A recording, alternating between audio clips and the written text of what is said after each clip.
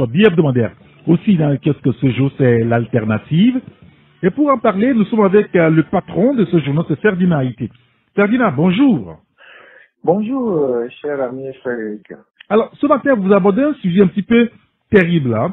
Parc camion Dangote à Guanivé 1, drogue, viol, séquestration, l'enfer des populations d'Agoué à Douba que vous décrivez dans l'article. Hein?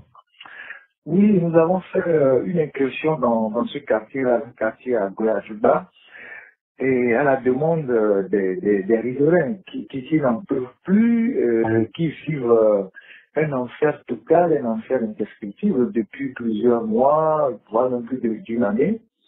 De quoi s'agit-il? Il s'agit d'un parc sauvage qui a été créé dans cette zone par les camions qui campent Dangote, les camions qui acheminent du ciment du Nigeria vers le Togo, et donc qui stationnent dans le quartier et qui provoquent un bazar indescriptible. D'abord, les désagréments sont liés à la circulation des riverains. Donc, lorsque ces gens arrivent dans le quartier, ils font un manœuvre de titan, ils bloquent les entrées des maisons des gens, ils bloquent la voie.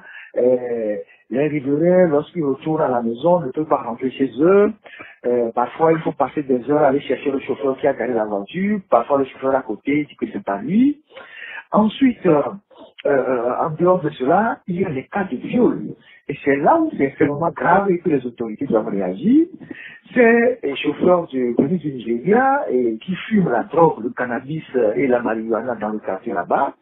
Ils se permettent de violer les jeunes filles, les enfants dans le quartier, et au point que aujourd'hui, les habitants du quartier ont toutes les difficultés, toute la peur d'envoyer leurs enfants dehors, acheter de la nourriture ou acheter quoi que ce soit.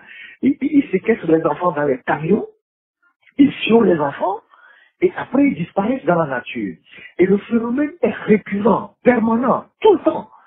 Et non seulement les enfants, ils violent les jeunes dames, et ils déversent leur libido sur les femmes mariées, ils amènent les prostituées dans les quartiers, après ils déversent les condoms devant les maisons des gens partout, et les populations n'en peuvent plus.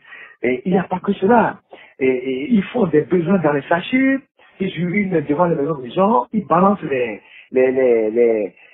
matières fécales devant les maisons des gens.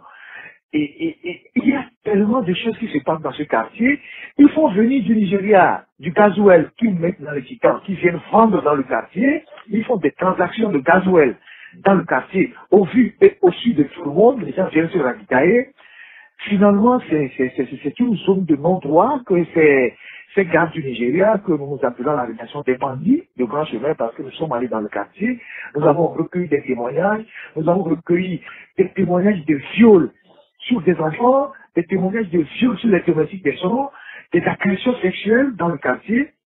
Et, tenons bien, les riverains dépassés, les populations saisissent le préfet de Akonivé, qui a dépêché une équipe dans le quartier, mais il n'y a pas eu de suite. Les personnes âgées dans le quartier ont fait le tour à la préfecture fatiguée. Après, ils ont saisi le maire d'Agoué 1. Le courrier est d'ailleurs dans l'apparition de ce matin. Le maire d'Agoué 1 n'a pas donné suite. Nous-mêmes, dans le cadre de ce dossier, nous avons appelé le maire d'Agoué 1. Il a promis d'appeler, il n'a pas fait. Et donc, on est dans une situation de détresse des populations qui sont narguées par ces étrangers, et lorsqu'il y a des rares altercations avec ces bandits-là, ils disent oui, qu'eux ils payent des taxes, ils payent tout, ils n'ont rien à foutre du Togo. D'ailleurs, c'est leur patron Dangote qui nourrit le Togo, qui nourrit son Yassingbe, son président. Donc, ils ont laissé derrière eux des grossesses, hein, et ils ont disparu. Et donc, il est important que le ministre de la Sécurité, le ministre, je sais pas, de l'action sociale, ou je sais pas, des enfants, descendent dans ce quartier-là, démantèlent rapidement ce parc sauvage, et pour permettre aux populations de s'acquérir à leurs occupations. Aujourd'hui, c'est la peur totale qui règne dans le quartier. Et ces chauffeurs-là, qui prennent souvent la drogue, lorsqu'il arrive, il y a des problèmes entre eux, ils réussissent à la machette dans le quartier avec des couteaux. ils se blessent, ils s'agressent entre eux, et le quartier n'a pas de repos.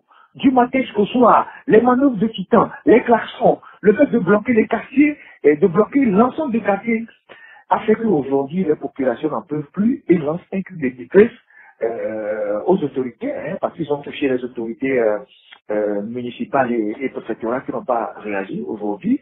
Les populations interpellent directement le ministre de la Sécurité et les ministres en charge du cadre de vie pour qu'on puisse démanteler rapidement ce parc sauvage-là. Et ce qui est grave et sur lequel nous insistons, c'est les viols. Il faut que les autorités envoient une équipe d'enquête dans le quartier, interroger les gens. Les victimes se comptent par dizaines. Et ils en font tous les jours dans le quartier, surtout les enfants. Surtout les enfants. Et les gens ont tous aujourd'hui peur du monde d'envoyer leurs enfants dehors acheter quoi que ce soit. Ils kidnappent les enfants, ils les violent dans le titan, et après ils les abandonnent. Donc, c'est un dossier qui est sur 2 pages que nous faisons ce matin pour alerter les autorités. Il faut démanteler ce truc-là qui se passe là-bas. Et ce n'est pas que là, vous voyez derrière la raffinerie, dans la zone portière, il y a aussi des citamans qui restent là-bas et qui viennent pour se ravitailler au niveau de la raffinerie vers Carbone. Tout ça, eux aussi, nous avons appris qu'ils se livrent aussi au même phénomène dans le quartier là-bas. Les populations ont alerté les autorités en vain. Lorsqu'on parle de la propagation des maladies, on parle du sida, on parle de tout ce que nous savons, on ne peut pas permettre que des étrangers viennent dans nos pays, violer nos enfants, violer nos filles, et agresser nos populations, et repartent parce qu'ils amènent du ciment ou ils viennent chercher du carburant. Donc, les autorités ont du pain sur la planche. Il faut vraiment démanteler ces réseaux-là. Il faut trouver un moyen pour aller gagner les titans ailleurs. Si c'est dans la bourse quelque part, il faut qu'ils amènent leurs titans ailleurs. Il faut démanteler ce parc-là. Sinon, demain, on apprendra que les jeunes du quartier ont brûlé tous les titans qui sont là-bas, parce que ça a failli arriver il y a quelques jours. Et donc, il y a une tension vraiment palpable dans la zone d'Adjouba là-bas, et ça interpelle les autorités compétentes. Très bien, c'est une affaire qui semble extrêmement grave. En tout cas, on lira l'article à la page 5 ainsi qu'à la page 16 de votre journal, l'alternative. La question de l'inondation revient encore sur le tapis avec les pluies de ces derniers jours, Ferdinand. Rues et quartiers inondés, maisons envahies, Lomé sous l'eau. Canfor Nyasingbe décrété à Paris la fin des inondations, relevez-vous, Ferdinand. Lomé, c'est la Venise d'Afrique version tropicale. Venise version tropicale. Lomé a totalement les pieds dans l'eau. C'est un enfer lié aux intempéries. Et ce qui est nouveau depuis un certain temps, il y a quelques années, c'est certains quartiers qui étaient inondés. Aujourd'hui, c'est presque tous les quartiers qui sont inondés. Et la dernière pluie a fait énormément de dégâts. Et les quartiers qui échappaient avant aux inondations sont totalement sous l'eau. Et cela constitue un désaveu pour le chef de l'État qui a dit à la COP21 en 2015 qu'ils ont fait de grands travaux à Lomé, ils ont fait des parcelles de rétention, et qu'aujourd'hui, si vous allez à Lomé, tout est nickel, il n'y a plus de problèmes d'inondation. Aujourd'hui, la situation est critique. Et les causes, on peut facilement les identifier. C'est d'abord la corruption au niveau du côté. Et il y a eu une floraison d'entreprises, d'entreprises proches du pouvoir ou tenues par des gens du pouvoir qui font aujourd'hui dans les VTP, qui sont totalement des gens qui n'ont pas de compétences, qui recrutent d'autres personnes qui n'ont pas de compétences, qui font mal les travaux, qui exécutent mal les travaux. On a vu au carrefour d'Ajido à là-bas, Concorde qui a été totalement inondé, où on a passé toute une année à faire des caniveaux qui ne sont même pas praticables. Nous avons dénoncé les travaux qui se faisaient là-bas, qui aussi créaient des désagréments aux riverains. La presse en a abondamment parlé, et vous aurez dû remarquer que la dernière fois, lorsqu'il a plu, toute cette zone de l'hôtel Concorde était sous l'eau. Les sapeurs-pompiers ont dû intervenir plusieurs fois, et la seule raison de ce qui s'est passé là-bas, c'est la corruption. C'est la corruption, c'est les travaux mal faits, c'est la surfacturation, c'est les commissions que les gens prennent. Et donc, aujourd'hui, les Togolais sont en train de payer le prix de l'inconséquence des dirigeants. Et cette histoire de retenue d'eau qu'on crée un peu partout dans la ville qui devient un danger public, parce que, en fait, ces retenues d'eau ne sont pas fait après des études sérieuses. Comment vous pouvez aujourd'hui créer des retenues d'eau dans les quartiers quand vous ne maîtrisez pas la pluviométrie, quand il y a des changements climatiques?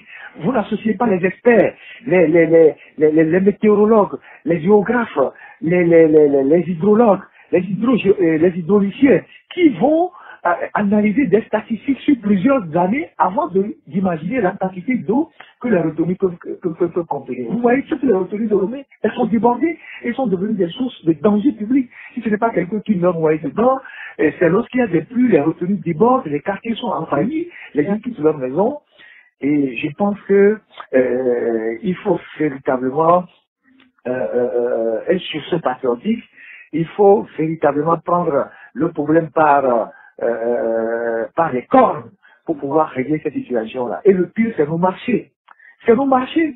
Et vous allez au grand marché, est totalement impraticable. Le marché d'Akoreso est impraticable. Le marché d'Angonivé est impraticable. Le marché d'Agidogom est impraticable. Vous allez à Granaoué, c'est la catastrophe. Il y a des gens qui ont eu une idée criminelle de creuser une retenue d'eau au cœur du marché de Granaoué. On n'a jamais vu ça quelque part. Aujourd'hui, cette retenue d'eau est débordée et tous ceux qui vendent au marché de Granaoué sont dans l'eau. Ce n'est pas possible dans un pays où on doit aborder les sujets avec une certaine planification. Donc, la situation ne va pas s'améliorer parce que la météo, il va encore pleuvoir, il va pleuvoir dans les jours qui viennent. Et c'est tous les Togolais qui aujourd'hui les sites dans l'eau, sauf la minorité qui est à la caisse, qui est à la cité du Millénium, qui est à la cité OUA et qui est épargnée de ces déconvenus-là. Et n'oubliez pas toutes les maladies qui sortent de cette situation difficile. Le choléra, les microbes. Aujourd'hui, il est facile de tomber malade à Lomé parce que la ville est totalement polluée. Il y a la poussière, si ce n'est pas la poussière, c'est la boue. Et donc, voilà les difficultés auxquelles nous faisons face. Même les centres de santé ne sont pas épargnés. C'est bien dommage pour notre pays. Très bien. Écoutez, tous ces sujets à lire dans votre journal, le billet hebdomadaire L'Alternative. Merci beaucoup, Ferdinand Haïté. Merci, Eric. Et bonne journée à vous. Hein. À plus tard.